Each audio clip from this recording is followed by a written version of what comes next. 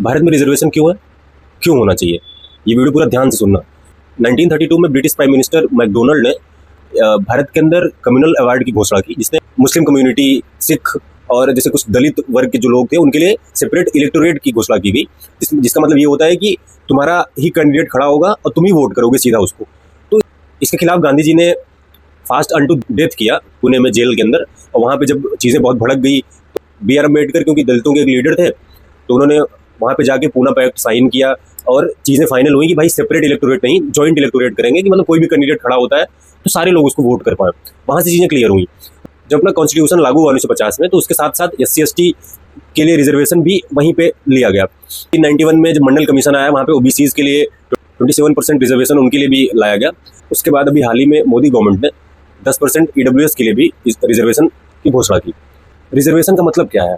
Reservation का मतलब तो इक्वलिटी होनी चाहिए ना। मतलब अगर तुम्हारे पास बेसिक चीज़ें नहीं है, तुम्हारे पास पैसे नहीं है, तो तुम एक सामान्य वर्ग में आने के लिए तुम्हें सरकार की तरफ से सहयोग दिया जाएगा, स्पेशल तुम्हें जो है बेनिफिट दिए जाएंगे ताकि तुम आगे आ सको।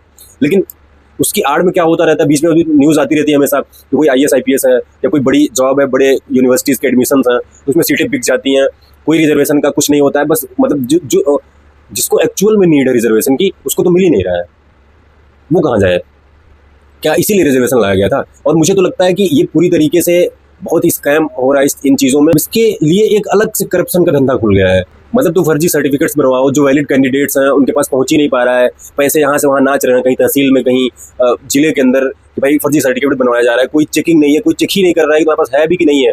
वो 8 लाख जो लिखे हुए हैं कि एक्सीड नहीं होना चाहिए लिमिट, कुछ नहीं होता है भाई, फ्री में हो रहा है सब, कुछ भी नहीं होना है इसमें।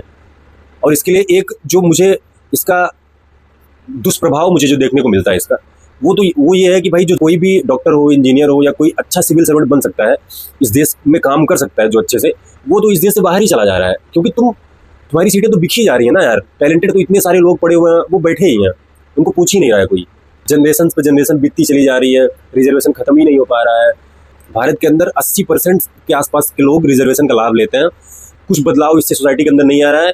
जो SC, मैं तो ऐसे लोगों को भी जानता हूँ जो SC या OBC कैटेगरी के हैं, उनके पास बहुत सारे पैसे हैं, भाई भी जॉब कर रहा है, पापा भी जॉब कर रहे हैं, 2 भाई बहनें जॉब कर रही हैं, आने वाली पीढ़ी में और 2-4 लोग जॉब कर रहे हैं। वो पीढ़ी दर पीढ़ी चीज़ें बढ़ती चली जा रही हैं, रिजर्वेशन लेते चले जा रहे हैं और उनका विकास होता चला जा रहा है।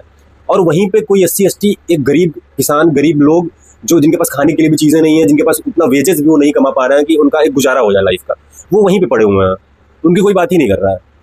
तो इस तरह की अगर इन्फॉर्मेटिव वीडियोस में पसंद आ रही हो तो फॉलो मार के जाना।